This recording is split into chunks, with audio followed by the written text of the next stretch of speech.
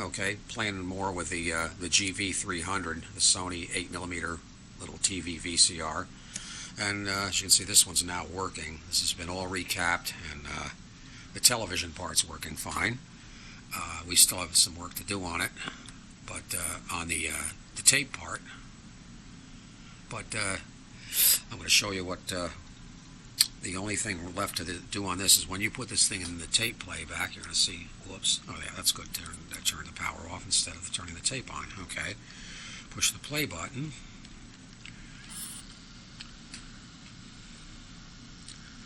And you see that it's weak and jumpy, colors chopping in and out like that.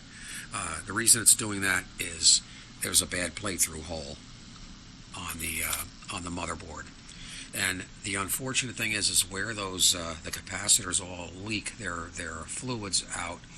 The worst area, the most concentrated area for those parts is in the 8mm video playback and record area. It's a part of the board you're most apt to have a problem with. But what I wanted to go on this thing, you're going to see a lot of the GV-200s and 300s. They work, but there's no color on the LCD. Everything's in black and white. Easy fix.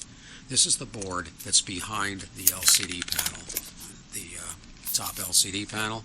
This is the circuit board that mounts into here. What goes wrong with these? Right here.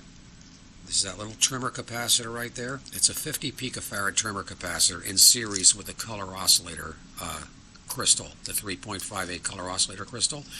This becomes leaky. You don't have to replace it with a trimmer. I take the part out and put in a 25 picofarad capacitor, and it fixes the problem. I've never had that trick not work yet. Another problem you have with these things is on the mechanism itself, and this is difficult to show you, but I'm going to try to show you anyway.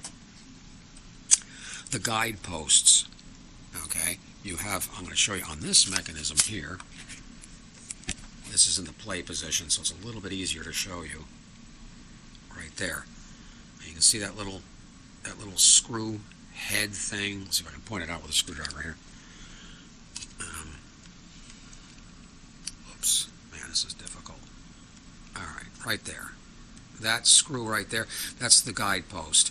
What happens with these things is there is a sideways screw that locks these in position. Once you have them aligned, you lock them in with a screw.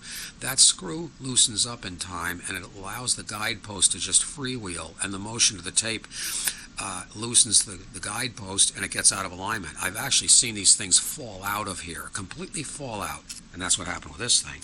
This mechanism here doesn't even have one in it anymore. If you look under that copper bar, you see the hole, that brass hole where it used to be, right to the left of the screen. Under that brass thing, that's where the guidepost used to be, and it fell out of this one. That's why that doesn't work. And that's really all that usually goes wrong with these mechanisms. They're normally fairly bulletproof, but in this case this needs the guidepost tightened up, but more importantly, it needs that capacitor replaced. The television part is fine. The sound is now fine. Everything's working just great except for that. And to do the plate-through holes, you basically have to just do a continuity check on every hole that's in that area. And what I do is I look at them with those over-the-head magnifier goggles, the dork goggles I call them. And you have to look very closely, because a lot of times the play-through hole that's bad will look black with like corrosion around that hole.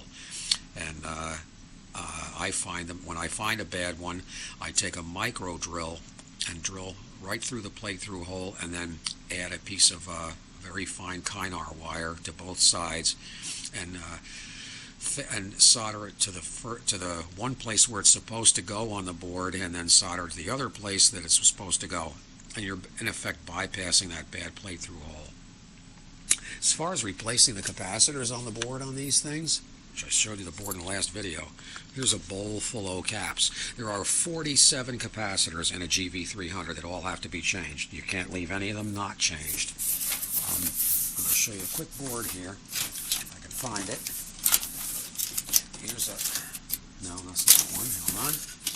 We'll find it. Hold on. Box full of junk here.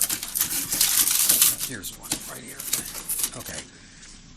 In order to get these boards, I'm going to shut this off so I don't wreck it. Take the power off. Okay. On these boards right here, the only way to successfully remove all these old capacitors, the round top capacitors, the Nichicons, is to cut them off with a pair of diagonal cutters. And I use good quality Exolite cutters because they are sharp and they stand up to the abuse of doing that. Without twisting or pulling, you cut the capacitor off. I'm not doing it to this because this board's already been recapped. You cut it off, and then after you cut it off, then you can take the tip of a very fine soldering point and remove the two leads that are left behind. You can't unsolder to remove these things. If you try to do that, what's going to happen is the heat is going to cause the pad to lift up off the board, and then you're not going to be able to repair it at all. You just have to do it. On the tuner board, you have to remove the shields and so forth. It's a big job. That's why these things typically cost $300 to $400 to rebuild, because it's just so much labor involved. But as I said, that's how you have to do it. And like I said, there's 47 capacitors that have to be replaced on these things, all told, on all four boards. On the color board, fortunately, there's only 5 capacitors here on the color board that have to be changed.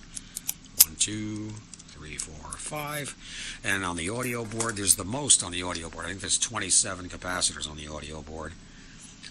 And the tuner and timer board has, I believe, 6 capacitors. And the motherboard has the balance. Anyway, that's just a couple of brief hints and looks at again at the GV-300 Sony TV VCR.